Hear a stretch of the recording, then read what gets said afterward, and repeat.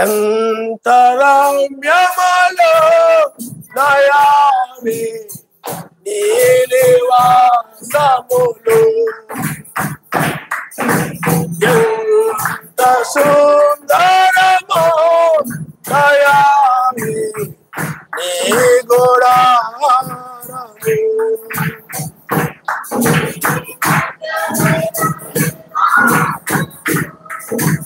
Glory, glory. Hallelujah.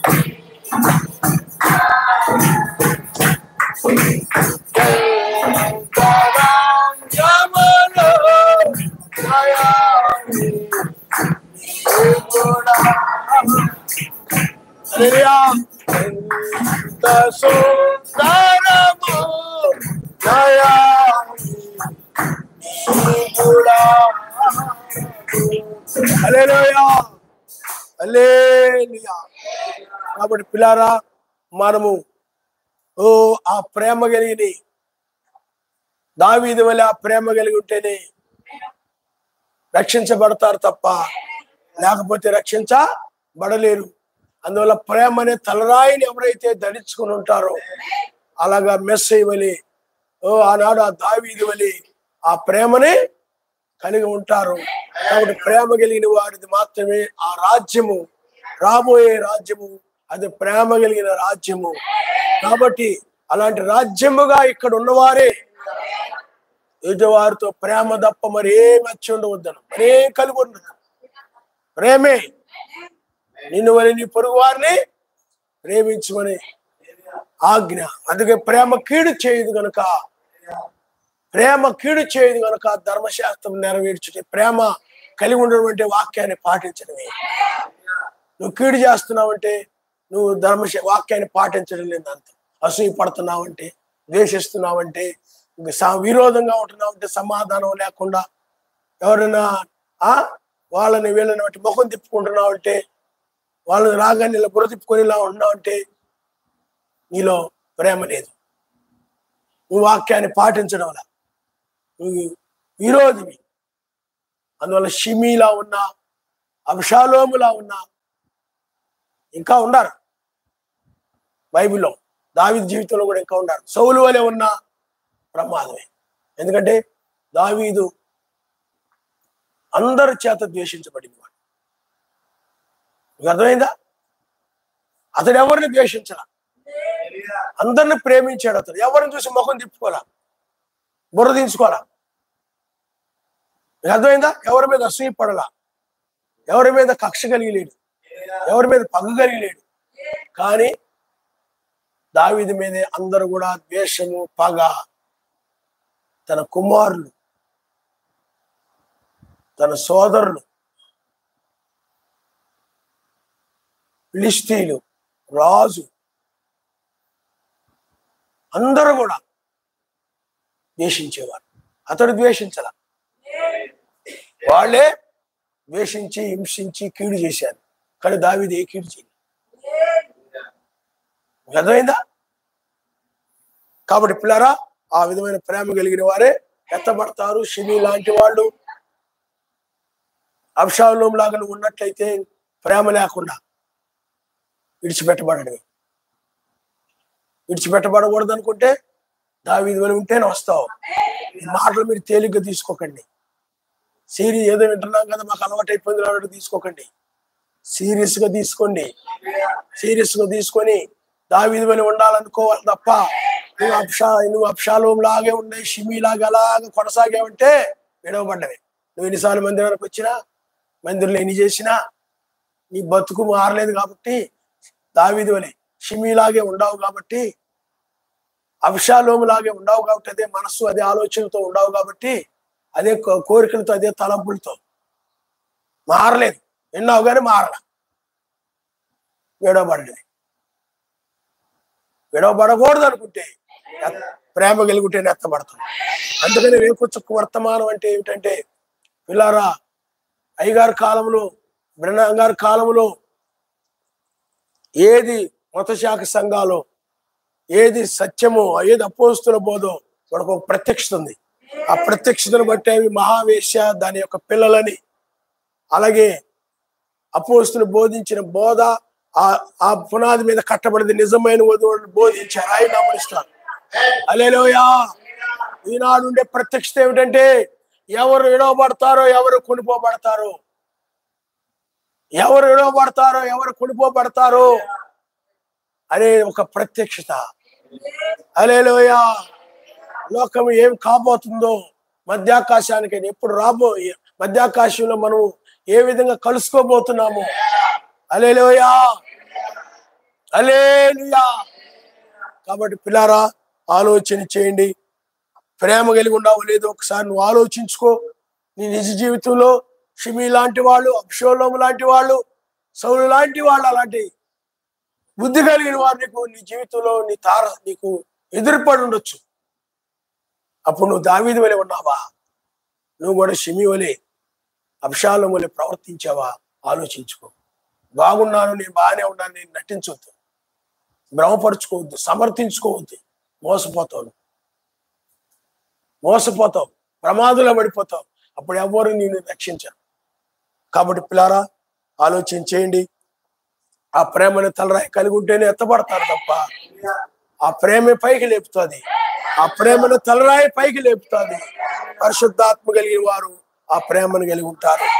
ఇప్పుడు మనము 2వ కొరింథీయులకు రాసిన పత్రిక 3వ అధ్యాయం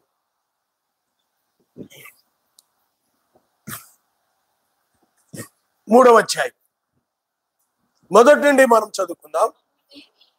మమ్మను మేమే తిరిగి మెప్పించుకొని మొదలు పెట్టుచున్నామా? కొందరికి కావలసినట్టు మీ యొద్దకైనను మీ యొద్ద నుండి అయినను సిఫారసు పత్రికలు మాకు అవసరమా? మా హృదయముల మీద వ్రాయబడి ఉండి మనుషులందరూ తెలుసుకొనుచు చదువుకొనుచున్న మా పత్రిక మీరే కారా? చూడండి, ఇక్కడ ఏమంటున్నాడంటే, మా హృదయుల మీద వ్రాయబడి ఉండి మనుషులందరూ చదువుకొనుచు, లేకపోతే మనుషులందరూ చదువుకొనుచున్న మా పత్రిక మీరే కాదా? అంటే సంఘము అనంటే, సమాజము అనంటే, వధువు అనంటే ఆయన యొక్క పత్రికలై ఉన్నది. ఇప్పుడు పత్రికలు అంటే వీటిని పత్రికలు అంటారు. కాబట్టి మీరే ఈ పత్రికలు అంటే అర్థం ఏంటి? ఈ వాక్య ప్రకారం ఎవరైతే నడుస్తుంటారో వారే ఆ పత్రికలు, వారే ఈ పత్రికలు, వారే వాక్య ప్రకారం నడిచేవారే వాక్యమై ఉంటారు. అలాగే వాక్య ప్రకారం నడిచేవారే ఆ పత్రికలు అయి ఉంటారు అని ఇక్కడ పౌలు గారు చెప్తున్నాడు. ఆయన నమ్మనిస్తారు. హల్లెలూయా. రాతి పలక మీద గాని శిరాతో గాని వ్రాయబడక మెత్తని హృదయములను పలక మీద జీవము గల సర్వశక్తిమంతుని ఆత్మతో మా పరిచర్య మూలముగా వ్రాయబడిన మెస్సయ పత్రిక అయి ఉన్నారని మీరు తేటపరచబడుచున్నారు. కాబట్టి మోషే కాలంలో అయితే రాతి పలకల మీద ఆజ్ఞలు రాయబడ్డాయి. ఇప్పుడు పౌలు గారు ఏమంటున్నారంటే, మా పరిచర్య మూలముగా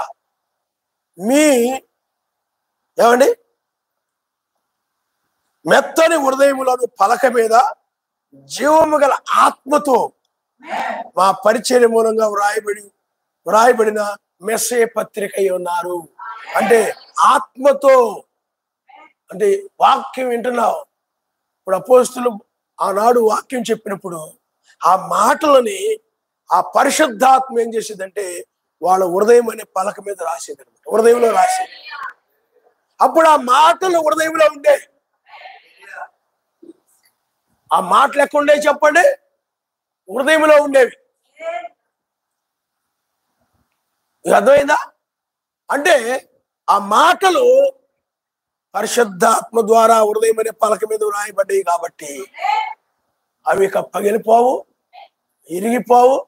అవి హృదయమైన పలకలో ఎప్పుడు ఉండే. అంటే వాళ్ళు ఎప్పుడు కూడా మర్చిపోకుండా వాక్యాన్ని ఆ హృదయంలో ఎవరైతే ప్రతి వర్తమానమును విన్నటువంటి వర్తమానమును ధ్యానించుకుంటూ ఆయన మాటలు ఎవరైతే హృదయంలో కలిగి ఉంటారో వారు ఎప్పుడు ఆయన మాటల జ్ఞాపకం వస్తూ ఉన్నట్లయితే వారి హృదయాలు ఆయన యొక్క పత్రికలు, లేకపోతే వాళ్ళు ఆయన యొక్క పత్రికలై ఉన్నారని మనం గ్రహించాలి. ఆయన నామరుస్తారు.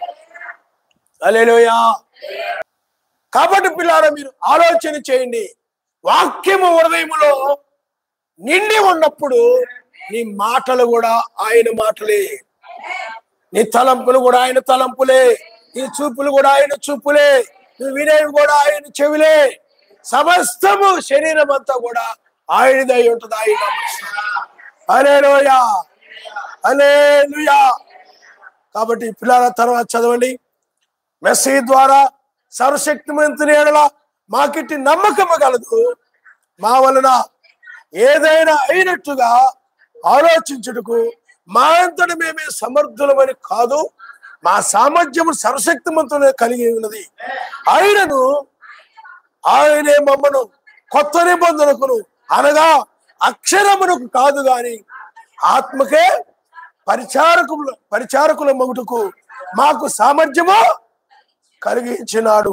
అక్షరము చంపును గాని ఆత్మ జీవింప చేయును. ఇప్పుడు తండ్రి, కుమార, పరిశుద్ధాత్మ అక్షరార్థంగా తీసుకుంటే ముగ్గురుగా కనపడతారు. ఆత్మ గనక బోధించినప్పుడు ముగ్గురు కాదు కానీ ఒక్కడే 3 కార్యాల్లో కనపడతారు. అందుకని ఆత్మ జీవింప చేయును. అదే సంఘాలని కూడా అక్షరార్థంగా తీసుకుంటే తండ్రి ఎక్కడ ఉన్నాడు కదా, కుమారుడు ఎక్కడ ఉన్నాడు కదా, పరిశుద్ధాత్మ ఎక్కడ ఉంది కదా, అంటే అక్షరార్థంగా తీసుకున్నారు. కాబట్టి వాళ్ళు అక్షరార్థంగానే వాళ్ళు తీసుకున్నారు కాబట్టి చచ్చిపోయినాడు. కానీ దాని ఆత్మీయ భావం తండ్రిగా ఉన్నవాడే, కుమారుడుగా ఉన్నవాడే పరిశుద్ధాత్మగా ఉన్నాడు. ముగ్గురు కాదు గాని ఆయన ఒక్కడే. హల్లెలూయా. ఆత్మ జీవింప చేయుచున్నది, అక్షరము చంపుతాది. మరణకారముగు పరిచర్య రాళ్ల మీద చెక్కబడిన అక్షరములకు సంబంధించినదైనను మహిమతో కూడినదాయను. అందుకు మోషే ముఖము మీద ప్రకాశించుండిన ఆ మహిమ తగ్గిపోవునదైనను ఇజ్రాయేలు అతని ముఖము తేరి చూడలేకపోయేది. ఇట్లుండగా ఆత్మ సంబంధముగు పరిచర్య ఎంత మహిమగలదైనను శిక్షావిధికి కారణమయ్యే పరిచర్య మహిమగలదైతే నీతికి కారణమైన పరిచర్య ఎంతో అధికమైన మహిమగలదగును.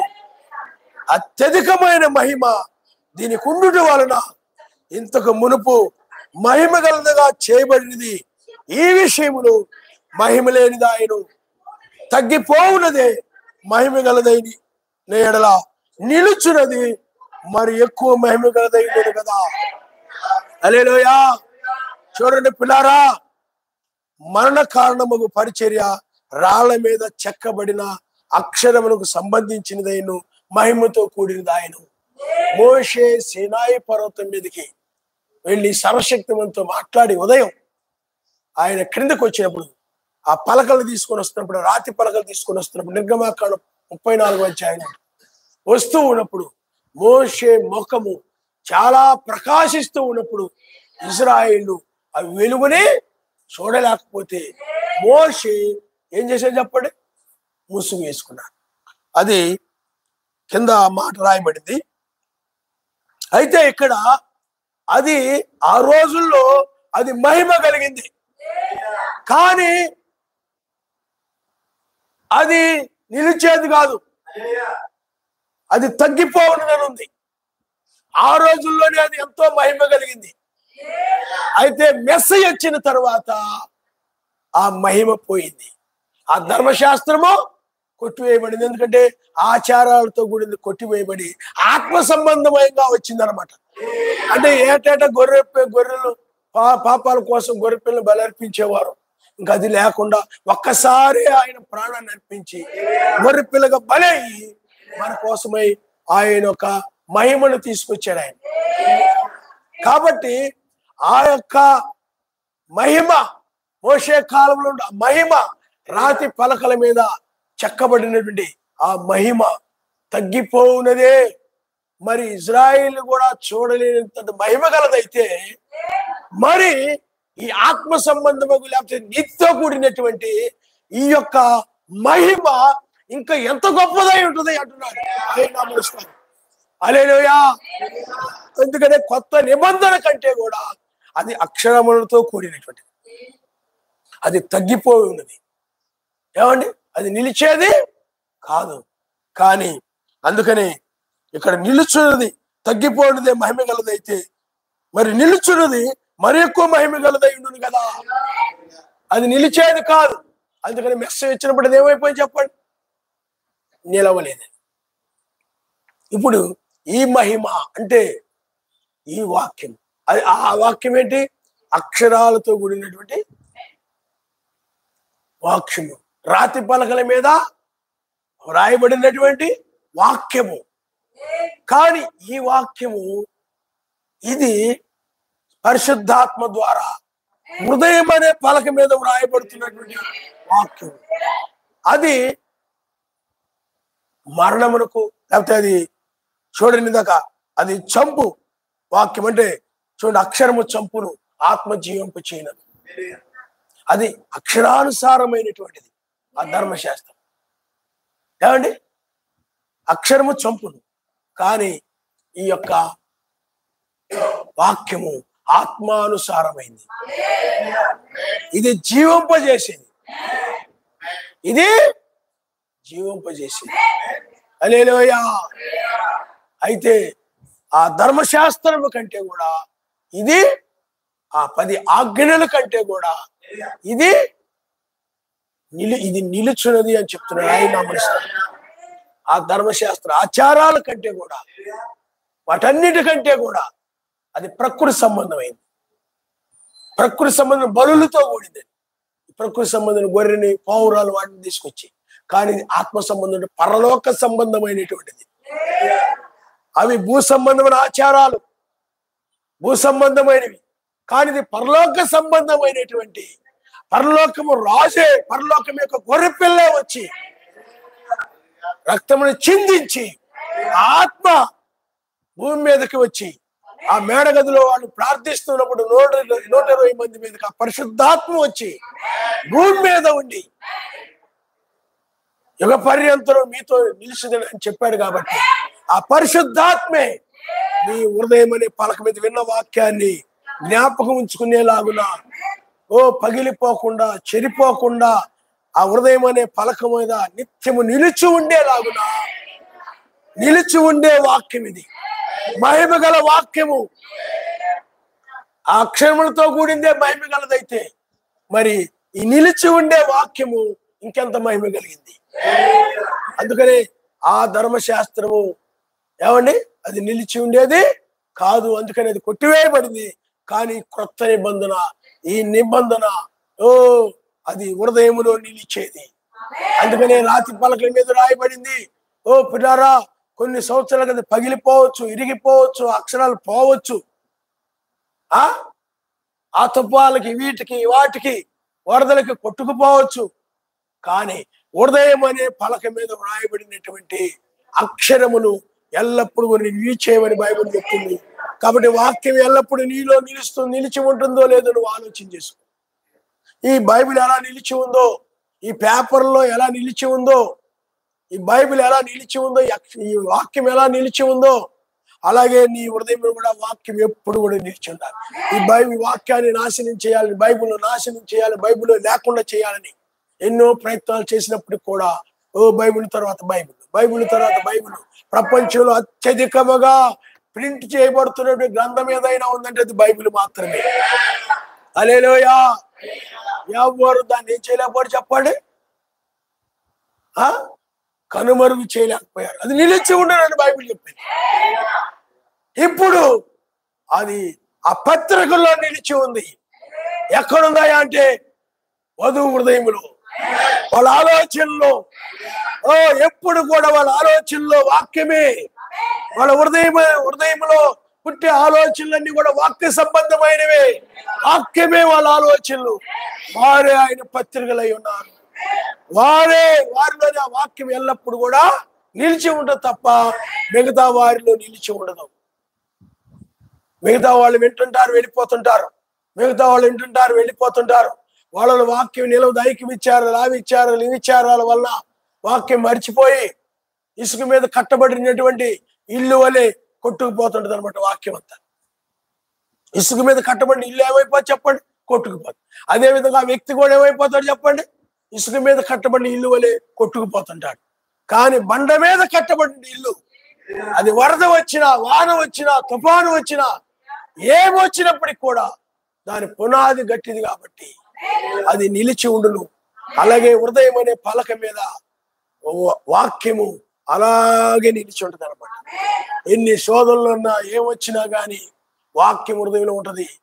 కానీ ఇంటి మీద కట్టబడినటువంటి బలహీనులు ఉండాలి, పునాది సరైన లేనివారు ఈ శోధనలు అయ్యి రాగలిగిన వాక్యాన్ని మర్చిపోయి వాక్యంలో హృదయంలో ఉండకుండా, వాక్య ప్రకారం నడవకుండా ఆ పాత జీవితమే జీవిస్తుంటారు, ఆ పాత బతికే జీవిస్తుంటారు. అందుకని మీలో మెస్సేజ్ పోలికలు కనపడవు. చాలా మందిలో మెస్సేజ్ లక్షణాలు కనపడవు. మీ తాత లక్షణాలు, మీ మామ లక్షణాలు, మీ అమ్మమ్మ లక్షణాలు, మీ నాయనమ్మ లక్షణాలు, ఆళ్ళ బుద్ధులు వీళ్ళ బుద్ధులు కనపడుతున్నాయి అంటే మీలో మార్పు లేదు. తాత వంశపారంపర్యంగా వచ్చినాయండి. ఆడి కోపం వాళ్ళ నాన్న వచ్చిందండి. ఆ తాత ఇళ్ళగా కోపంగా ఉండేవాడు, సంవత్సరాలు ఎప్పుడు చూసినా చిరాకు పరంగా ఉండేవాడు.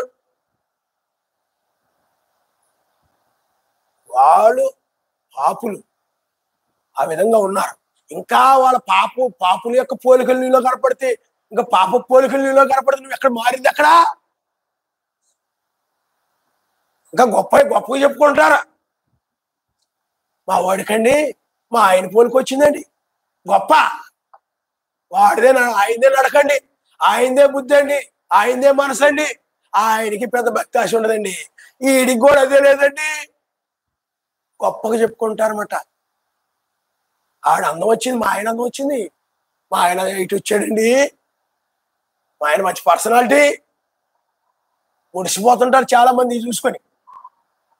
సర్వశక్తివంతుని పోలికలో సృష్టించాడా ఆదామును మొట్టమొదటి. ఆ లక్షణాలు, ఆ వాక్యము నీలో ఉన్నప్పుడు, మెస్సీ యొక్క వాక్యము, ఆ జీవము కలిగిన మాటలు నీలో ఉన్నప్పుడు, నీ గుణ లక్షణాలు కూడా, నీ పోలికలు కూడా అదే విధంగా ఉంటాయి. హల్లెలూయా. ఒకవేళ నీలో అలాంటి మీ తాత పోలికో, మీ అమ్మమ్మ పోలికో, మీ నాయనమ్మ పోలికో, ముత్తాత పోలికో, ముత్తమామ పోలికో ఎవరో ఉన్నారనుకోండి, ఇప్పుడు ఆయన నమ్ముకున్న తర్వాత ఆ పాప పోలికలను విడిచి మెస్సీ పోలికలు ధరించుకొని ఉంటారు, ఆయన నమ్ముస్తారు. హల్లెలూయా. మన కావిడ అంటుంది, మా వాడ మౌనంగా ఉంటాడండి ఇప్పుడు. అలా ఆయన కూడా అలాగ ఉండేవాడండి. ఏమ్మా మీ వాడు వందనాలు చెప్పడేంటి, స్వరమెత్తి పాటలు పాడేంటి, స్తుతించడేంటి, అల్లిలే చెప్పడేంటి, ఎవరు నిద్రపడి ముగ్గుమొద్దులాగా నిలబడతాడు రోబోలాగా. రోబోకి స్విచ్ చేయాలి, అప్పుడు పని చేస్తాడు. ఏదంటే గ్రైండర్ ఉందనుకోండి, స్విచ్ చేస్తే పని చేస్తుంది, లేకపోతే కామ్గా ఉంటుంది. మీరు కూడా వందనాలు చెప్పయ్యా, వందనాలు చెప్పరా పాస్టర్ గారికి అని చెప్పాలన్నమాట. స్విచ్ చేయాలా, అప్పుడు వందనాలు అంటాడు, లేకపోతే అలా చూస్తుంటాడు అనమాట. ఏమ్మా మీ కూడా అలా, వాళ్ళ నాన్న పోలికండి, వాళ్ళ నాన్న కూడా అంతే. ఎవరిని ఇంటికి వచ్చినా కూడా మాట్లాడండి ఆయన, పలకని నోట్లో నాలుగుంటుందండి ఆయనకి. ఏదైనా గొడవ వస్తే మాత్రం లెగుతాడండి, లేకపోతే తెరవండి ఆయన. అది లేని పాడు ఏమి పాడు ఇంటి దగ్గర కూడా ప్రార్థన చేసుకోడు, పాటలు పాడడం పెద్దగా ఏమి ఉండదు. వాళ్ళు మౌనం కూర్చోడానికి ఆలోచించుకుంటా. మెస్సేక పత్రికలు అయ్యి ఇలాంటి వాళ్ళు. ఆయన గుణలక్షణాలు, ఆయన మాటలు నీలో కనబడుతూ ఉన్నట్లయితే నీవే ఆయన పత్రిక అయి ఉన్నావు. హల్లెలూయా. మత్స్య సంఘాల్లో కొంతమంది ఉంటారు, ఎక్కడ ఏ అధ్యాయం ఏ పుస్తకం, ఎన్ని పుస్తకాలు ఉన్నాయి, ఏ పుస్తకంలో ఏ మాట ఉంది, లేకపోతే ఏ పుస్తకాన్ని ఎన్ని అధ్యాయాలు ఉన్నాయి ఏంటంటే టక్క టక్క టక్క చెప్పేస్తారు. క్రీస్తు సంఘం వాళ్ళు కూడా చాలా మంది అలా నేర్పుతారు. విడి సుందర గుంపు ఉంటుంది, వాళ్ళు కూడా చెప్పేస్తుంటారు. వాళ్ళ హృదయంలో ఉంటుంది, చెప్తుంటారు. కానీ జీవితాలు మాత్రము వాక్య ప్రకారంగా ఉంటుంది. నీ జీవితమే ఒక పత్రిక అయి ఉండాలి. అలాగే బ్రహ్మాం గారు అంటారు, నీ సువార్త ప్రకటించుట కంటే కూడా నీ జీవితమే ఎదుటి వారికి సువార్త అన్నాడు. నీ ఓర్పు కలిగి ఉండడం, ప్రేమ కలిగి ఉండడం, తగ్గించుకొని ఉండడం, ఏమండి జాలి కలిగి ఉండడం, ఆ లక్షణాలు నువ్వు సువార్త అని చెప్పాడు. హల్లెలూయా, హల్లెలూయా. అలాంటి పత్రికగా ఆయన వధువు ఉంటుంది. అందువల్లనే పిల్లారా, నీవే ఒక బైబిల్ అయి ఉన్నావని గ్రహించాలి. అన్ని పత్రికలు నింపితేనే బైబిల్ అయింది. అర్థమైందా? అలాగే అందరు కలిసి ఏమవుతారు చెప్పండి? ఆయన యొక్క బైబిల్ అవుతారు. కాబట్టి పిల్లారా, ఈ చివరి కాలంలో ఆయన వాక్యం గురించి మాట్లాడుతూ మీరే నా పత్రికలై ఉన్నారు. అయితే ఆ రాతి మీద రాయబడినటువంటి ఆ రాతి పలకల కంటే కూడా మెత్తని హృదయమైన పలక మీద రాయబడినటువంటి పరిశుద్ధాత్మ చేత రాయబడినటువంటి మీ హృదయంలో నిలిచి ఉండే వాక్యమే మహిమ కలదని చెప్పారు. ఆ మహిమ ఎక్కడుంది చెప్పండి? నీ హృదయంలో ఉంది. ఆ మహిమ ఎక్కడుంది? ఆ వాక్యమే మహిమ కలిగింది, ఆ పరిచర్య మహిమ కలిగింది. హల్లెలూయా. అయితే పిల్లారా, తర్వాత చూడండి, తగ్గిపోతున్న మహిమ యొక్క అంతమును ఇజ్రాయేలు తేరి చూడకుండానట్లు మోషే తన ముఖం మీద ముసుగు వేసుకునేను. మేమట్లు చేయక ఇట్టి నిరీక్షణ గలవారమై బహుధైర్యముగా మాట్లాడుచున్నాము. మరియు వారి మనసులు కఠినములైన కనుక నేటి వరకు పాత నిబంధనలు చదువుతున్నప్పుడు అది మెస్సైనందు కొట్టివేయబడిన వారికి తేటపరచబడక ఆ ముసుగే నిలిచి ఉన్నది. నేటి వరకు మోషే గ్రంథము వారు చదువునప్పుడల్లా ముసుగు వారి హృదయముల మీద ఉన్నది, కానీ వారి హృదయము మెస్సై వైపునకు ఎప్పుడు తిరుగునో అప్పుడు ముసుగు తీసివేయబడును. కాబట్టి పిల్లారు ఇక్కడ ఏం చెప్తున్నారంటే, తగ్గిపోవచ్చున్న మహిమ యొక్క అంతమును ఇజ్రాయేలీలు తేరి చూడకుండానట్లు మోషే తన ముఖం మీద ముసుగు వేసుకొనిను. ఏమండి? నేటి వరకు మోషే మరియు వారి మనస్సులు కఠినములైన గనుక నేటి వరకు పాత నిబంధనలు చదువుతున్నప్పుడు అది మెస్సైనందు కొట్టివేయబడిన వారికి తేటపరచబడక ఆ ముసుగే నిలిచి ఉన్నది. అంటే మోషే కాలంలో ఆ ముఖము వెలుగుతో ప్రకాశిస్తూ ఉన్నప్పుడు ఇజ్రాయేలు ఆ వెలుగుని చూడలేకపోయారు. ఆ వాక్యమును వాళ్ళు ఏం చేయలేకపోయారు చెప్పండి? చూడలేకపోయారు. అప్పుడు మోషే ఏం చేశాడంటే ఆ ముసుగు వేసుకున్నాడు అనమాట. ఆ ముసుగు ఎప్పటికి కూడా వాళ్ళ మీద నిలిచింది అనమాట. ఆ ముసుగు వాళ్ళ మీద వేయబడింది కాబట్టే మెస్సయ్య వచ్చినప్పుడు ఏమండి ఆ ధర్మశాస్త్రానికి సంబంధించి అదంతా కూడా మెస్సయ్యలో నెరవేరుతుంది బైబిల్లో. మెస్సయ్యనందు నెరవేరుతుంది, కొట్టివేయబడతా ఉంది, ఆత్మ సంబంధంగా మారుతుంది అనమాట. ఆ ధర్మశాస్త్రం కాస్త ఏమైపోతుంది చెప్పండి? ఆత్మ సంబంధంగా మారింది. అది ఆ విధంగా జరుగుతూ ఉన్నప్పుడు వారు దాన్ని చూడలేకపోయే కారణం ఎందుకంటే వారి మీద ఒక ముసుగు వేయబడింది.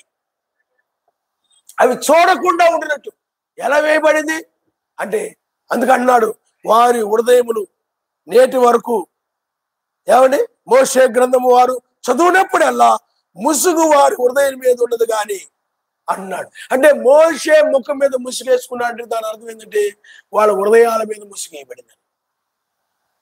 వాళ్ళ హృదయాల మీద ముసుగు వేయబడి కానీ ఇంకా మెస్సయ్య వచ్చాడు కానీ ఆ లేఖనాలు నెరవేరుతున్నాయి.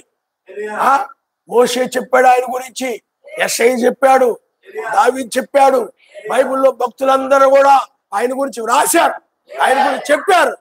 చెప్పినప్పటికీ కూడా అవి నెరవేరుతూ ఉంటే వాళ్ళకి అర్థమో కాలేదు. ఆయన ఎవరో వాళ్ళు చూడలేకపోతున్నారు, ఆయన ఎవరో వాళ్ళు గ్రహించలేకపోతున్నారు. కానీ ఆయన ఎవరంటే ఆ ధర్మశాస్త్రం ఇచ్చిన వాడే శరీరధారిగా వచ్చాడు, మోషేతో మాట్లాడిన వాడే, దావీదుతో ఉన్నవాడు, అబ్రాహాముతో ఉన్నవాడు, ఏలియాతో ఉన్నాడు, యిర్మీయాతో ఉన్నవాడు, యోషువతో ఉన్నవాడు. ఆయనే భూమి మీదకి రక్త మాంసములు ధరించుకునే వాడే, ఆ తండ్రి అయిన వాడు, ఆ పరిశుద్ధాత్మైన ఆయనే రక్త మాంసములు కలిగిన శరీరము ధరించుకొని భూమి మీదకి వచ్చినప్పుడు ఆ ధర్మశాస్త్రము కొట్టివేయబడతా ఉంది. అది క్రొత్త నిబంధన రంగం మీదకి వస్తూ ఉన్నప్పుడు వాళ్ళు దాన్ని చూడలేకపోయారు. కారణం ఎందుకంటే వాళ్ళ హృదయం మీద ముసుగు వేయబడింది. చూడకుండా ముసుగు వేసుకుంటే కనపడుతుందా? నీ మీద ఎవరు దుప్పటి కప్పారనుకోండి, నడుస్తూ వెళ్తున్నావు, దుప్పటి కప్పేసారనుకోండి, కళ్ళు కనపడతాయి. నీకు దారి ఎటు ఉందో తెలుస్తా? ఎక్కడున్నావో ఏంటో నీకు అర్థమవుతుందా? ఏమైనా ఎదుటి మనుషులు కనపడతారు నీకు? ఎవరేం చేస్తున్నారు కనపడతా? నీకు ఎవరేం చేస్తున్నారు కనపడదు. అలాగే వాళ్ళకు కూడా దుప్పట్లాగా ముసుగేయబడింది. అంతే, ముసుగేయబడగాని వాళ్ళు ఏమీ చూడలేకపోయారు. లేఖనాలు నెరవేరుతుంటే మనకు అర్థం అవట్లేదు, లేఖనాలు నెరవేరుతుంటే గ్రహించలేకపోతున్నారు. ఎందుకని? మన నిమిత్తమై వాళ్ళకు ఆ విధంగా ముసుగేశాడు. ఆయన నమస్కారం. హల్లెలూయా, హల్లెలూయా, హల్లెలూయా. ఎవరి నిమిత్తం ముసుగేశాడు చెప్పండి? ఎవరి నిమిత్తం వేశాడు చెప్పండి? ఎంత ప్రేమ, ఎంత జాలి, ఎంత దీర్ఘశాంతమో నా యేషువా, నిన్ను వర్ణింప శక్యమా యేషువా, నిన్ను వర్ణింప శక్యమా యేషువా.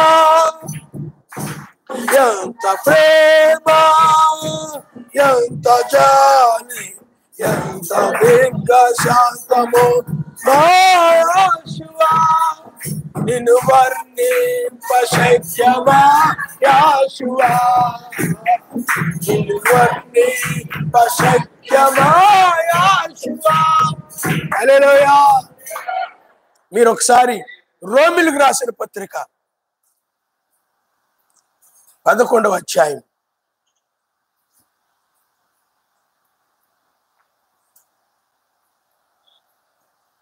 11వ అధ్యాయం మీరు ఒకసారి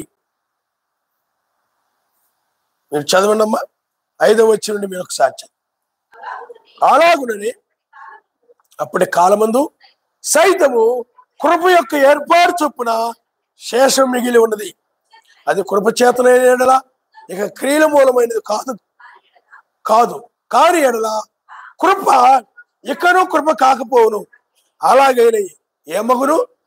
ఇజ్రాయేలు వెదుకున్నది ఏదో అది వారికి దొరకలేదు, ఏర్పాటు నొందిన వారికి అది దొరికను, తక్కిన వారు కఠిన చిత్తులైరి. ఇందు విషయమై నేటి వరకు సర్వశక్తిమంతుడు వారికి నిద్రమత్తు గల మనసును, చూడలేని కనులను, వినలేని చెవులను ఇచ్చి నాడని వ్రాయబడి ఉన్నది. వారి భోజనము వారికి ఉరిగాను బోనుగాను ఆటంకముగాను వారి క్రియలకు ప్రతిఫలముగాను ఉండునుగాక. వారు చూడకూడనట్లు వారి కన్నులకు చీకటి కమ్మును గాక. వారి వీపును ఎల్లప్పుడూ వంగిపోవునట్లు చేయమని దావీదు చెప్తున్నాడు. కాబట్టి నేను అడుగునది ఏమనగా, వారు పడిపోవునట్లుగా తొట్టిలిరా అట్లను రాదు.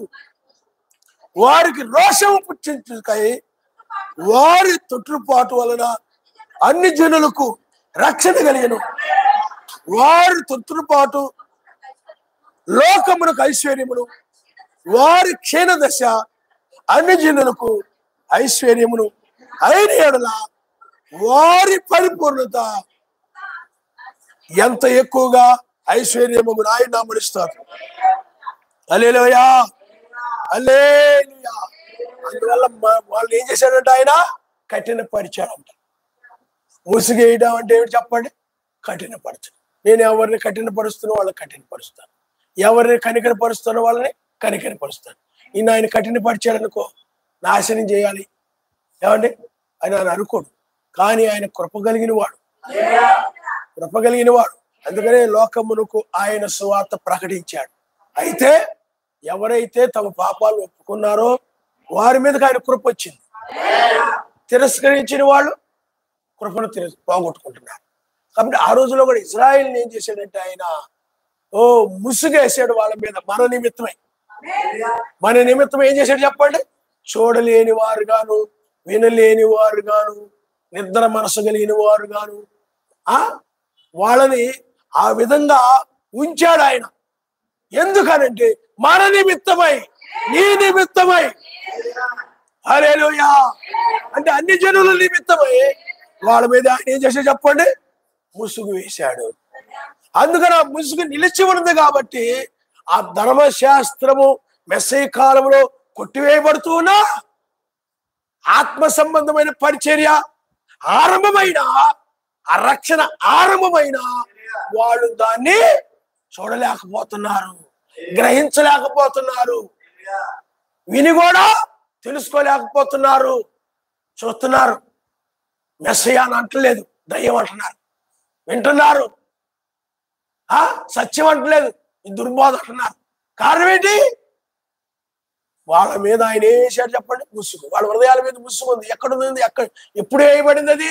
మోషే కాలంలోనే, సేనాయి పర్వతం దగ్గరే.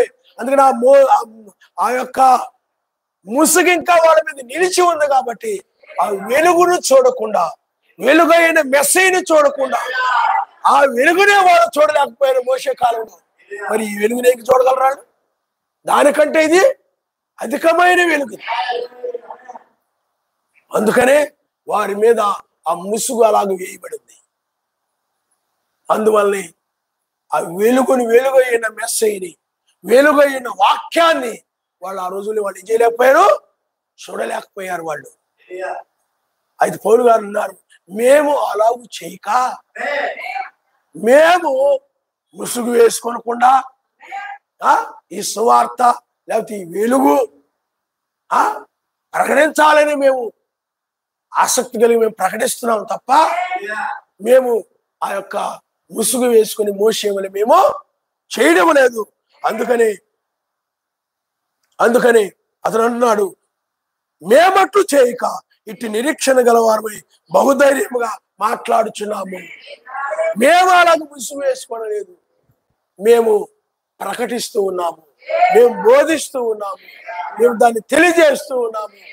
మేము అలాగో చేయడం లేదు అని చెప్పాడు. మోషే వల్ల మేము చేయడం లేదు. మోషే ఆ విధంగా వెలుగును చూడలేకపోయారు కాబట్టి ఆ వెలుగును తేరి చూడకుండాన్నట్లు మోషే ఆ ముసుగులు వేసుకున్నాడు.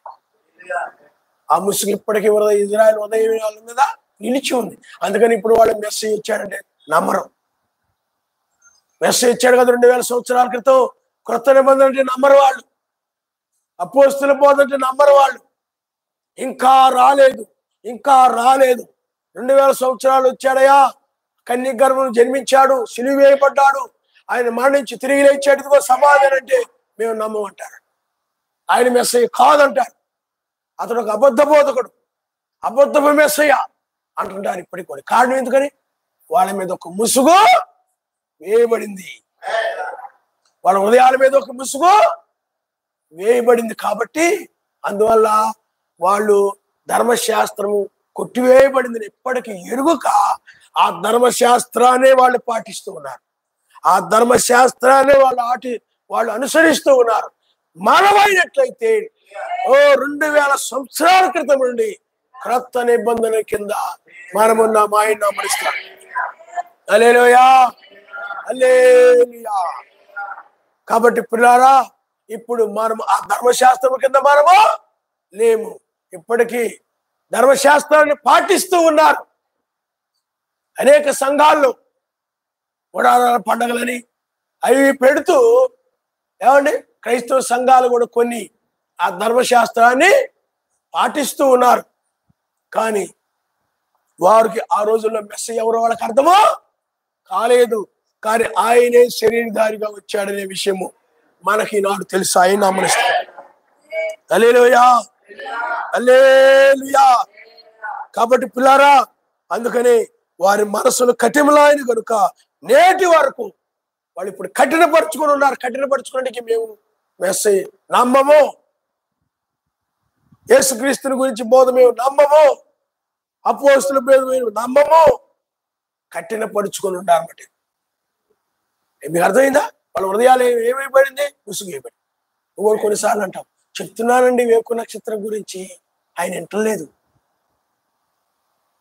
నమ్మడం లేదు అంటే ఏంటి? కఠినపరుచుకొని ఉన్నాడు. మందిరానికి రారా అంటే రావట్లా, కఠినపరుచుకొని ఉన్నాడు, లోపడట్లేదు, నమ్మడం లేదు. నాశనం కాబోతుందిరా అంటే నమ్మడంలా. ఏమండి? అలాగే ఇక్కడ కూడా వీళ్ళు ఆ హృదయాన్ని కఠినపరుచుకొని మేము ధర్మశాస్త్రాన్ని నమ్ముతాం తప్ప, మోషే ఇచ్చిన ధర్మశాస్త్రాన్ని తప్ప ఎవరి మాట మేము వినము, లేఖనాలు నెరవేరుతున్న మేము చూడము. ఏమండి? మోషే ప్రవక్తలు ఎవరి గురించి రాశారో ఆయన వచ్చాడన్న మేము నమ్మము అనేటువంటి ఒక కఠినమైన మనసు కలిగి యూదులు ఉన్నారు. కానీ మనకైనట్లయితే ఆయన ముసుగు వేసుకొనక, పౌలు గారు అదే చెప్తున్నాడు, ఏదో మోషే తన ముఖం మీద ముసుగు వేసుకొని మేమట్లు చేయక అన్నాడు. మా అపోస్తులైనట్లయితే ముసుగు వేసుకొనక ఆ వెలుగును గూర్చి, ఆ మెస్సయ్య యొక్క వెలుగును గూర్చి, ఎందుకంటే అపోస్తులైన పౌలు గారి మీద ఒకసారి సూర్యుని కంటే గొప్ప వెలుగు ఆ దమస్కు దగ్గర పౌలు గారి మీద ప్రకాశించినప్పుడు పౌలు గారు పిల్లారా ఆ వెలుగుని అతడు చూచి ఏమైపోయాడు చెప్పండి? కన్నులో పోగొట్టుకున్నాడు. అవునా? అప్పుడు పిల్లారా, సౌలా సౌలా నీవేళ నన్ను హింసిస్తున్నావు. హల్లెలూయా. క్రైస్తవులు హింసించడే, ఆయన బిడ్డలు హింసించడమే, శ్రమ పెట్టడమే ఆయన్ని హింసించడం. కాబట్టి పిల్లారా, ఆ వెలుగు ఏ వెలుగునైతే అతను చూశాడు, ఏ వెలుగైతే ఆయన మీద ప్రకాశించిందో ఆ వెలుగు ఎవరంటే, అయ్యా నీవెవరు అంటే, నువ్వు హింసించిన నజరేయుడు నేనే. హల్లెలూయా. ఆ వెలుగు పడినప్పుడు పౌలు గారు ఆ ముఖం మీద ముసుగు వేసుకొనలేదు. కానీ ఆ ఏ వెలుగునైతే చూశాడు, ఏ మెస్సయ్యనైతే చూశాడు, ఎందుకంటే మిగతా శిష్యులందరూ కూడా మెస్సయ్యతో నడిచారు. అద్భుతాలు, ఆశ్చర్యకార్యాలు, మహత్కార్యాలు, స్వస్థతలు, ఉపమానాలు, ఆయన బోధలు, ఆయన సిలువ వేయబడ్డం, మరణించడం, తిరిగి లేవడం, ఇవన్నీ చూశారు శిష్యులు. కానీ పౌలు గారు ఆయన్ని చూడలేదు. కానీ ఆ వెలుగులో ఆయన ప్రత్యక్షమై పౌలు గారితో మాట్లాడి. హల్లెలూయా. కాబట్టి పిల్లారా, అప్పుడు ఆ యొక్క పౌలు గారు ఆ వెలుగును గుర్చే, ఏది చూశానో, ఏది విన్నానో, ఏది నన్ను తాకినదో దానినే నేను ప్రకటిస్తూ ఉన్నాను. హల్లెలూయా. మోషే వలె ముసుగేసుకొని లేము. కాబట్టి ఇప్పుడు ఆయన వెలుగును మనము చూశాము. ఆ వాక్య వెలుగు, ఆ పరిశుద్ధమైన వెలుగు, నీతి కలిగిన వెలుగు, న్యాయమైన వెలుగు, యథార్థమైన వెలుగు. ఆ వెలుగులో పరిశుద్ధత ఉంది, ఆ వెలుగులో నీతి ఉంది, ఆ వెలుగులో సత్యం ఉంది, ఆ వెలుగులో కృప ఉంది. గొప్ప వెలుగు.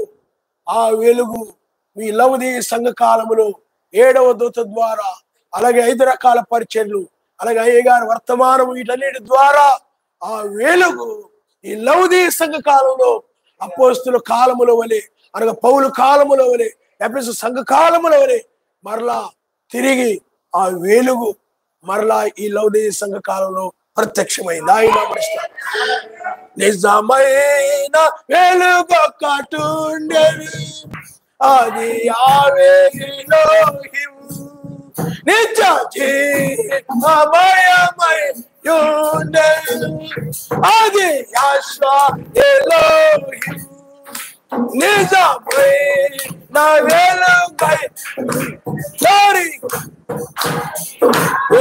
ఎలోహిం నిజ జీవమయమై ఉండెను ఎలోహిం. హల్లెలూయా. కాబట్టి ఆ వెలుగు నిజమైన వెలుగు. అయితే ఇప్పుడు పిల్లారా, ఇప్పుడు మరలా రెండవ రాకడలో ఆయన రంగం మీదకి వచ్చాడు. ఇది వేకు వెలుగు, నిద్ర మేలుకొల్పే వెలుగు. అదైనట్లయితే అన్ని జనులకు సువార్త ప్రకటించబడినటువంటి, అందుకే లోకమునకు వెలుగై ఉన్నాడు. దేవదూత వర్తమానము, అపోస్తలుడైన పౌలు లేకపోతే ఆయన శిష్యుల యొక్క వర్తమానము, అది లోకమునకు వెలుగై ఉన్నటువంటి. హల్లెలూయా. కానీ నిర్గమకాండం 14 వచ్చేలా తెల్లవారుజామున వాళ్ళు ఎర్ర సముద్రం దాటి వెళుతున్నప్పుడు వేకు వెలుగులో దాటి వెళ్ళారు. అందరూ నిద్రపోతూ ఉన్నారు. లోతు అతని కుమార్తెలు తెల్లవారుజామున వేకు వెలుగులో ప్రయాణం చేశారు. మిగతా వాళ్ళు అయితే మత్తుగా లేవలేక బద్ధకంగా పడుకొని ఏమండి మంచాలకు అతుకుపోయి ఆ వెలుగుని వాళ్ళు చూడలేదు. హల్లెలూయా. వాళ్ళు తెల్లవారుజామున వీళ్ళు, అందుకని బైబిల్ చెప్తున్న నిర్గమకాండం 14 అధ్యాయంలో అది మేఘము కనుక ఐగుప్తీయులకు వాళ్ళకి చీకటి కలుగు చేసింది, ఇశ్రాయేలుకు వెలుగునిచ్చింది అను నాయన.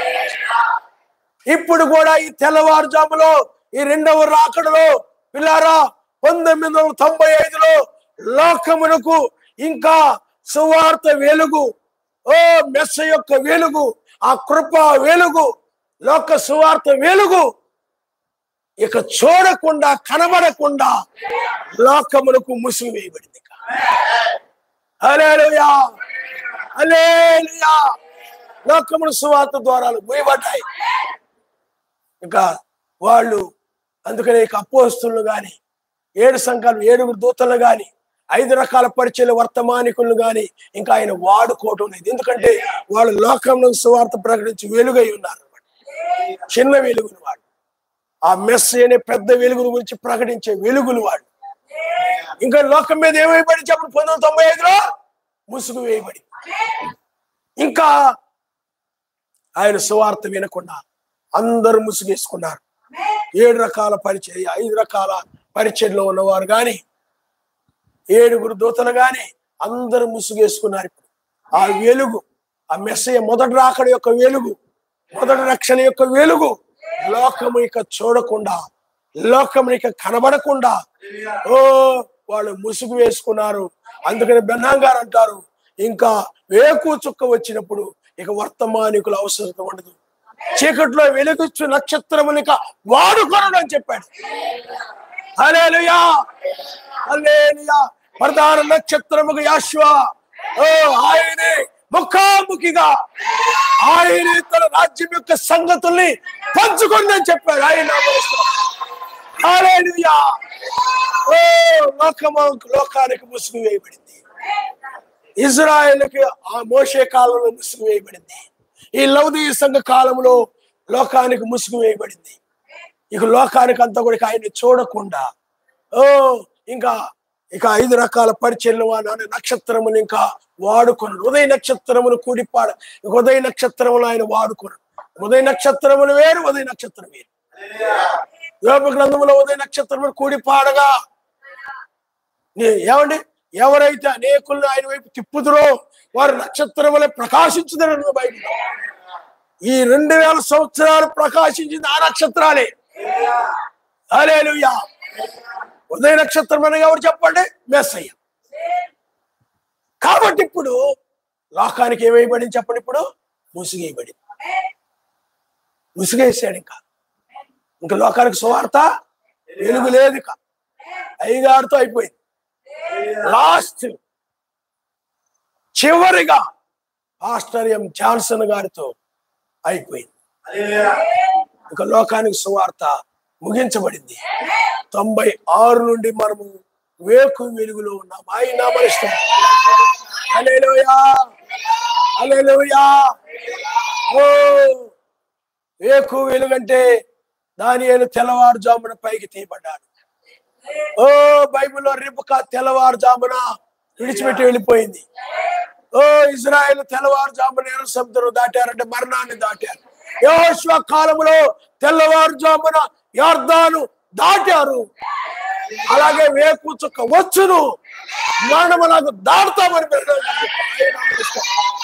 లోకం ఇప్పుడు ఎక్కడో చెప్పండి? ముసుగు వేయబడి. లోకం యొక్క హృదయాలకి, లోకస్తుల యొక్క హృదయాలకి ముసుగు వేయబడింది. అంటే ఇక్కడ నక్షత్రములకు ముసుగేశాడు ఆయన. మోషేకు ముసుగేస్తే ఇజ్రాయేల్ హృదయాలు ముసుగు వేయబడింది. అలాగే ఇక్కడ కూడా ఇక నక్షత్రం, లోకానికి సువార్త ప్రకటించే నక్షత్రం ఇక వాడుకొనడు కాబట్టి వాళ్ళకు ముసుగేయడం ద్వారా లోకంలో ఉన్న అన్ని సంఘాలకు, అందరి లోకంలో ప్రజలందరూ కూడా వాళ్ళ హృదయాలకు ముసుగు వేయబడింది. అందుకే ఇక వాళ్ళు కఠినులైపోయారు. అందుకని లోకం ఇప్పుడు ఎలా ఉంది చెప్పండి? బహుగా పాడైపోయింది, బహుగా చెడిపోయింది. చాలా మంది సువార్త చేస్తున్నారు కదండి, చాలా మంది నమ్ముతున్నారు కదండి. మరి సతీష్ కుమార్ చెప్తుంటే మరి బోల్డ్ మంది వస్తున్నారు కదా. మరి ఏమండి పిడి సుందరరావు గారు సంఘాలు బోల్డ్ మంది వస్తున్నారు కదా. మరి కుర్రోళ్ళందరూ, ఉద్రేకం ఉన్న వాళ్ళందరూ ఆ సంఘాల్లో చేస్తారు ఎక్కువగా. కోపిస్టులు, ఉద్రేకం ఉన్నోళ్ళు, తప్పులు పట్టేవాళ్ళు, పనికి మాల బ్యాచ్ అంతా దాంట్లో చేస్తారు. ఇంక అర్థమైందా? పిడి సుందరరావు అక్కడ తొడగొట్టడం, విశాల మెలేయడం, ఇంక అర్థమైందండి. ఆ టైప్ వాళ్ళందరూ కూడా ఆవేశం ఎక్కువ ఉన్నోళ్ళు, ఆవేశపరులు, ఆ టైప్ వాళ్ళందరూ కొంచెం రౌడీజంగా ఉండే వాళ్ళందరూ కూడా దాంట్లో చేస్తుంటారు అనమాట. ఇంక అర్థమైంది మీకు? పిడి సుందరరావు బ్యాచ్ మహాజ్ఞానులు, దివ్య జ్ఞానులు. ఆ జ్ఞానం అనేది పిడి సుందరరావు కాలేజీలో చదువుకుంటూ వచ్చేది కాదని, వాళ్ళ దగ్గర వీళ్ళ దగ్గర నేర్చుకుంటూ వచ్చేది కాదని, పైనుండి రావాలి. హల్లెలూయా. మోషే ఎక్కడ నేర్చుకున్నాడు? బెల్లం గారు ఎక్కడ నేర్చుకున్నారు? ఏమండి మీకు అర్థమైందా? కాబట్టి పిల్లారా, ఈనాడు సంఘాల బోర్డు సేవ జరుగుతుంది కదండి, అవి దుర్బోధనై. అర్థమైంది మీకు? యేసుక్రీస్తునామమును కూడా బోధిస్తున్నారు కదండి, అది బుద్ధి లేనిది. దాంట్లో దుష్టత్వంతో కూడింది కూడా ఉంది. చాలా మంది చేసుకునేవాళ్ళు ఉన్నారు. సాతానుడు కూడా అపోస్తుల కాలంలోనే వేషం వేసుకుని మోసం చేశాడు. ఇప్పుడు కూడా అలాగా నామాన్ని గురించి బోధిస్తూ మోసం చేస్తాడు. ఇంకా సమయం ఉంది, ఇంకా కాలం ఉంది, ఇప్పుడేం అంతం కాదులే, ఇప్పుడేం నాశనం కాదు, ఏదో ఆయన అలాగ చెప్తున్నాడు. ఆయన ఫిలోమోను గారు తప్ప ఎవరు చెప్తున్నారండి అని అంటాడు. కాబట్టి పిల్లారా, వాళ్ళకి అర్థము కాదు, వాళ్ళకి ముసుగు వేయబడింది, సువార్త ద్వారాలు మూయబడ్డ తెలియదు. అందుకని వాళ్ళు బోధించుకుంటూనే ఉంటారు. వాళ్ళ దగ్గోళ్ళు వాళ్ళకి వస్తూ ఉంటారు, చేరిపోతూ ఉంటారు, మందిరాలు నిండిపోతూ ఉంటాయి. అది కాదు ఇది. హల్లెలూయా. వాగ్దానం తర్వాత వాగ్దానం నెరవేర్చబడతారు. ఆ సంఘాలు అది ఉండదు. 7వ దూత తర్వాత వేకు నక్షత్రం, ఆయన రాకడ. ఇప్పుడు తెల్లవారుజాములు మనం ఎత్తబడే సమయంలో హల్లెలూయా, హల్లెలూయా.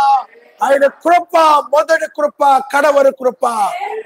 ఇది మనం ఇంటికి వెళ్ళిపోయే సమయం, మధ్యాకాశమునికి వెళ్ళే సమయం ఇది. ఇక లోకమును సువార్త ప్రకటించే సమయం ఇది కాదు. ఎందుకంటే లోకము యొక్క హృదయానికి ముసుగు వేయబడింది కాబట్టి, ఆయన ముసుగేసాడు కాబట్టి, ఇంకా ముసుగు వేయగా నువ్వు వెళ్ళి ప్రకటించిన ఏం ఉపయోగపడదు. కార్యం మారింది. అర్థమైందా? మన కోసమేమో యూదులకు ముసుగేశాడు. ఇప్పుడు యూదుల వైపు తిరగబోతున్నాడు. ఇంకా అందుకని లోకానికి ముసుగేసి మనల పైకి పిలిచి మనల్ని మధ్యాకాశంలో చేర్చుకొని ఉన్నారా. ఇప్పుడు మరలా యూదులు మనం ఎత్తబడిన తరువాత మోషే ఏలియా వస్తారు. మరలా మోషే తన ముసుగుని తీసివేస్తాడు. అప్పుడు వాళ్ళ మీద ఉన్న ముసుగు కూడా తొలగిపోద్ది. ఎప్పుడైతే ఆయన వైపు వాళ్ళు తిరుగుతారో అప్పుడు ఆ ముసుగు తీసివేయబడదని బైబిల్ చెప్తుంది. హల్లెలూయా. అందుకనే యూదులకు వేయబడిన ముసుగు ఆయన తీయబోయే ముందుగా మనల్ని ఇప్పుడు రక్షిస్తున్నాడు. ఆయన నమస్కారం. హల్లెలూయా. ఇక్కడ అన్ని జనులకు ముసుగు వేయబడింది, యూదులకు ముసుగు తీయబడబోతుంది. మోషే వచ్చి ఏలియా వచ్చి వాళ్ళు బోధించినప్పుడు వాళ్ళ హృదయాల్లో ఉన్నటువంటి ముసుగు తొలగిపోతుంది. అందువల్ల ఇప్పుడు మనం ఎక్కడున్నామంటే వేకు చుక్క యొక్క కాలంలో ముఖాముఖిగా ఆయన మాట్లాడుతున్న కాలంలో మనం ఉన్నాం. ఆయన స్తోత్రం. హల్లెలూయా, హల్లెలూయా. అందుకని 17వ వచనంలో యావే ఆత్మ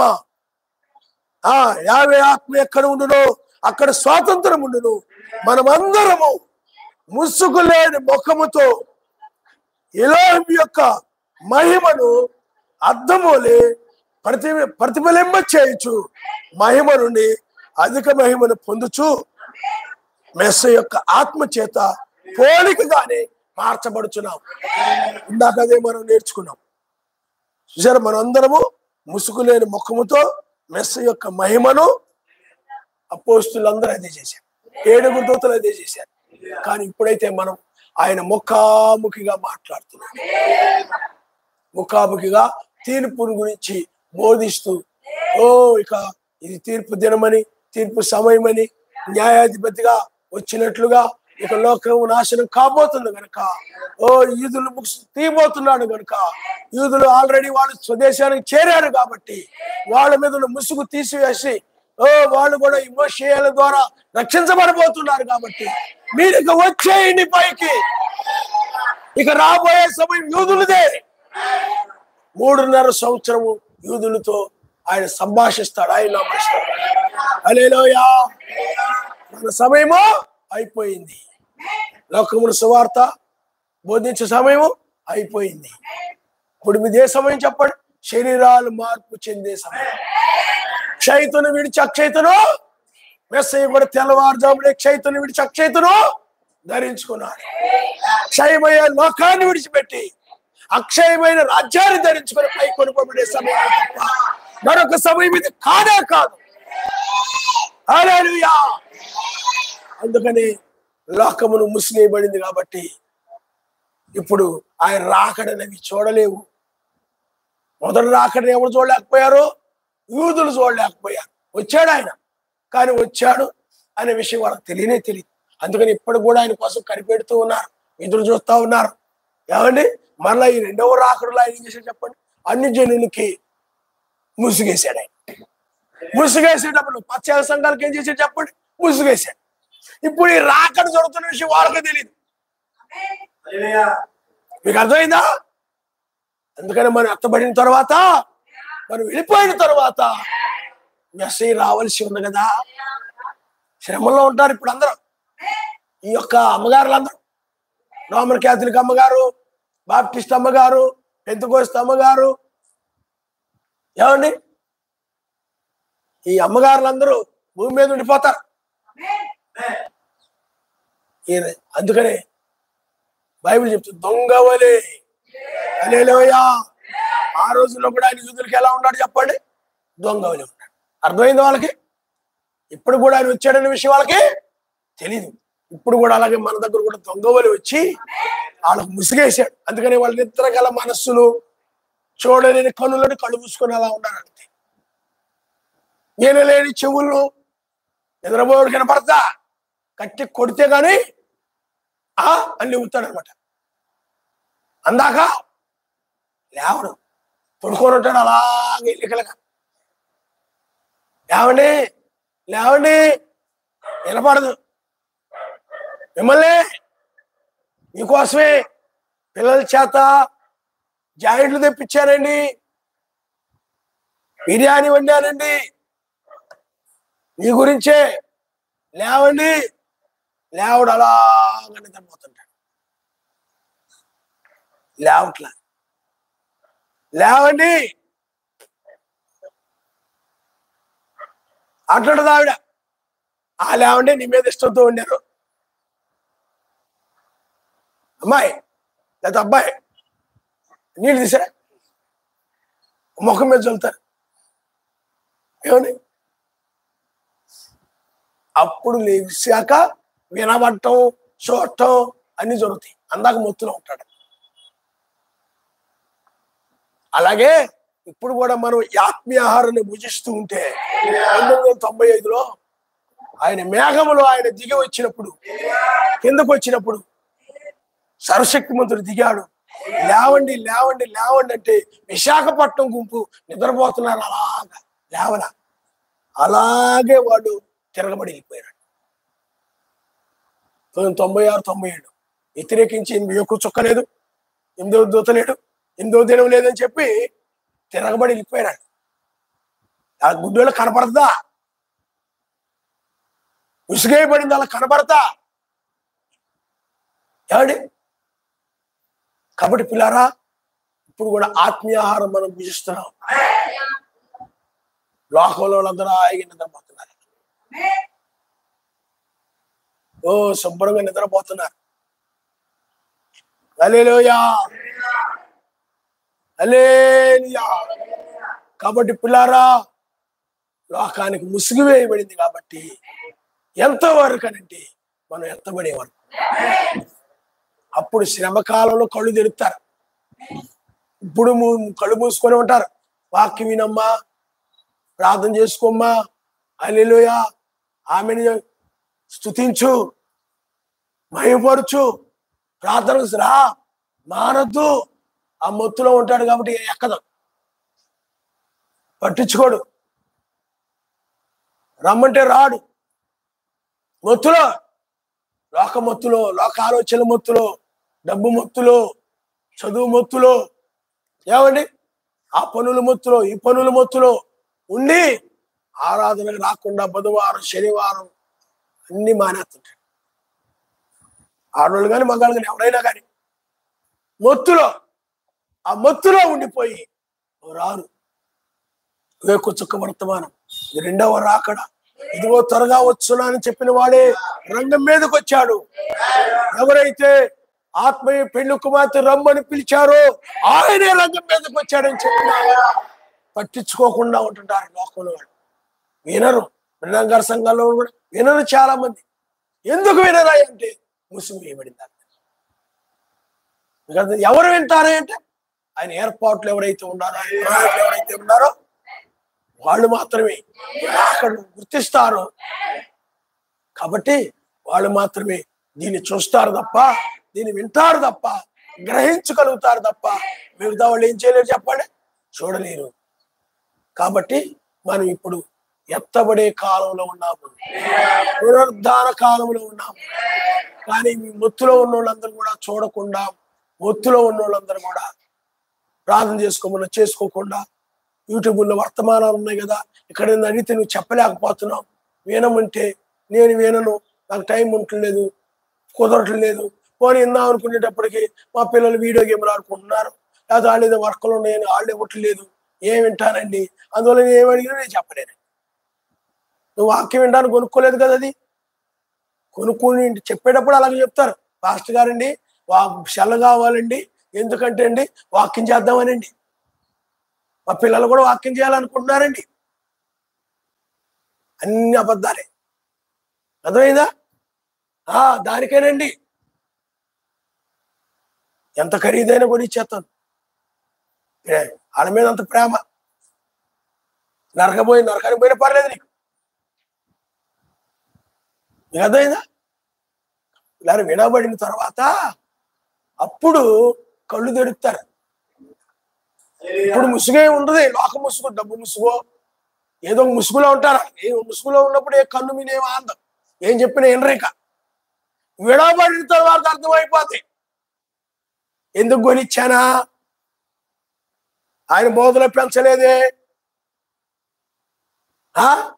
ఎందుకు చేశానా, ఎందుకు నిద్రముఖం వేసుకుని కూర్చున్నానా, మొత్తుగా కూర్చున్నానా? విడబడిన తర్వాత అప్పుడు తెలుస్తావు, ఏంటిరా రాకడ జరగాల్సిందేందిరా, జరగలేదే. ఎత్తబాటు ఉండాల్సింది సమాజంలో ఎవరు కనపట్లేదు, పాస్టర్ గారు ఎవరు, నేను విడిపోయాను అన్నమాట. ఎత్తబాటు జరిగిపోద్ది. నువ్వు పనికో ఎక్కడికి వెళ్ళిపోయి ఉంటావు, బుధవారం అయ్యేటప్పుడు వస్తావు ఇక్కడికి, ఎవరు నువ్వేమైపోతావు?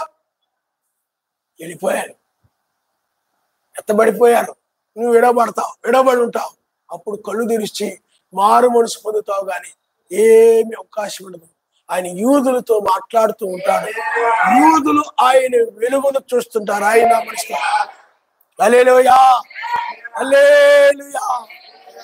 ఎందుకు ఇలా చెప్తున్నా అంటే నువ్వు మారాలని. నువ్వైతే నీకు మార్చుకోవడం ఇష్టం లేదు, నువ్వు మారడం ఇష్టం లేదు, ఆడడం మారడం ఇష్టం లేదు, మందిరానికి రావడం ఇష్టం లేదు, ప్రార్థన చేసుకోవడం ఇష్టం లేదు, వాక్యం వినడం ఇష్టం లేదు, యూట్యూబ్లో వాక్యం వినడం ఇష్టం లేదు. వండి పెట్టానా లేదా, పిల్లలకని కొనిచ్చానా లేదా, మంచి బట్టలు కొనిచ్చానా లేదా, వాళ్ళకి చదువులకన్నీ కూడా కరెక్ట్గా కట్టానా లేదా, వాళ్ళకి కావాల్సినవి ఏ లోటు లేకుండా చూశానా లేదా, ఇవే చూసుకున్నావు తప్ప నువ్వు వాక్యం విన్నావా లేదా? పిల్లలు ఆడుకుంటున్నారు, కొన్ని తీసుకుని వర్తమానం వినాలి. ఏం వినడం ఉండదు, ఇక్కడ వినడమే. ఇంటికి వెళ్ళిపోయి తలాకు సెల పట్టుకొని, పిల్లలకి ముగ్గురుంటే ముగ్గురు సెలలు, వాడు ఆయనకు ఒక సెల్లు, ఆవిడకు ఒక సెల్లు, సెల్లను చూసుకుంటే అలా కూర్చుంటారు. ఇంకే పరలోకం నీకు? ఇక్కడికి వచ్చేదని అడిగానంటే నువ్వు ఎప్పుడు వెళ్ళేది నేను కొత్త వ్యక్తిలాగా చూస్తుంటావు. ఇక్కడ చాలా బాధ వేస్తుంది. కాబట్టి పిల్లారా, విడవబడితే ప్రమాదము. ఓ యూదుల యొక్క ముసుగు, యూదుల మీద ఉన్న ముసుగుని, వాళ్ళ హృదయాల మీద ఉన్న ముసుగుని ఆయన తొలగించబోతూ ఉంటాడు. అందుకనే వారి సమయం వచ్చింది కాబట్టి మనల్ని పైకి పిలుస్తున్నాడు. అందుకనే అన్ని జనులకి ఇవ్వబడే కృపకాలం 2000 సంవత్సరాలు మాత్రమే. అయితే 3వ దినాన్ని తిరిగి లెగుస్తారని బైబిల్ చెప్తుంది. మెస్సయ్య కూడా 2 దినములు అయిన తర్వాత 3వ దినాన్ని తిరిగి లెగిచాడు. కాబట్టి మనం 3వ దినాన్ని మనం తిరిగి లెగిస్తే యూదులు కూడా 3వ దినాన స్థిరపరచబడతారని బైబిల్ చెప్తుంది. సమస్త లేఖనాలు నెరవేరుతుండే కాలములో మనం విన్నాం. హల్లెలూయా, హల్లెలూయా. కాబట్టి అప్పుడు విడబడిన తర్వాత అనుకుంటావు, ఎందుకు పెద్ద పెద్ద సెల్ వాళ్ళకు కొనిచ్చానా, ఎందుకు నేను వర్తమానాలు యూట్యూబ్లో వినలేదా, ఏదో చదువుకున్నాను, చదువుకి వాటికి ప్రాముఖ్యతనిచ్చావు తప్ప ఏదో రాసుకున్నారులే, చదువుకున్నారులే, ఏదో చూసుకుంటున్నారులే, యూట్యూబ్లో ఏయో ఆ పనులకి ఈ పనులకి వెళ్ళి వచ్చి ఏదో చూసుకుంటున్నారులే, చూసుకొని కష్టపడ్డారు కదా అని అనుకున్నావే తప్ప నువ్వు వర్తమానం విన్నావా లేదా, దివారాత్రులు వాక్యం విన్నావా లేదా, ధ్యానించావా లేదా, నీవు నీ పిల్లలు వాక్యం వింటున్నారా లేదా, ఏమి చూసుకోను. అది అసలు నీకు ఉండదు. ఇక్కడ విని వెళ్ళిపోవడం. ఒకవేళ ఏదైనా చెప్పినా ఇంటికి వెళ్ళిపోయిన తర్వాత అయినా ప్రయత్నం చేస్తావా? సెల్ ఇలా ఇవ్వండిరా, ఏడు రాసు, దానికంటే ముఖ్యం వాక్యం వినాలి. మీరు వినండి, చివరి సమయంలో ఉన్నాం. ఆ వాక్యము దివారాత్రులు వాక్యము ధ్యానించు, దాని యందు ఆనందించువాడు ధన్యుడు ఉంది. దాన్ని బట్టి మనం ఆనందించాలి. ఇవ్వండిరా అని అనవు. వాళ్ళ మీద ప్రేమ, వాళ్ళని ఏం బాధ పెట్టవు. వాళ్ళు కూడా ఇవ్వమని ఎదురు తిరిగే రకం. తల్లిదండ్రుల మాట అంటే గౌరవం ఉండదు, లెక్క ఉండదు. వాక్యం వినాలని ఎవడు ఆశతో అడిగితే ఎవరు, అయ్యో మా అమ్మగారు లేదు మా నాన్నగారు ఈ వాక్యం వినాలనుకుంటున్నారు, యూట్యూబ్లో వర్తమానాలు అని అనుకుంటున్నాను, నేను కూడా కూర్చొని ఇందాం అనుకోను. నేను ఎవరు, నాకు వర్క్ ఉంది. ఏదో అబద్ధాలు చెప్పి వీళ్ళు రాసుకోవాలి. దీంట్లో 3 వర్క్ ఇచ్చారు, ఇవాళ సెల్లోనే ఇచ్చారు, ఇవాళ వాట్సాప్లో పంపించారు, దాంట్లో పంపించారు, దీంట్లో పంపించారని చెప్తుంటారు. నష్టపోతారు సుమా. సమయం అయిపోయింది. తల వంచుకోండి, మనం ప్రార్థన చేసుకుందాం. సమయాన్ని నువ్వు సద్వినియోగం చేసుకో. ఈ సమయాన్ని నీకు ఆయన ఎందుకు ఇచ్చాడంటే లోకములో ఏదో నువ్వు స్థిరపడిపోవడానికో, బలపడిపోవడానికో, ఏదో లోకములో ఒక పెద్ద రాజు రాయుడు అవ్వాలని కాదు. ఈ లోకంలో ఈ సమయాన్ని ఎందుకు ఇచ్చాడంటే దివారాత్రులు వాక్యం ధ్యానిస్తూ ఓ పిల్లారా, లోకాన్ని క్షయమయ్యే లోకాన్ని విడిచిపెట్టి అక్షయతను ధరించుకోవాలని సమయం ఇచ్చాడు. హల్లెలూయా, హల్లెలూయా.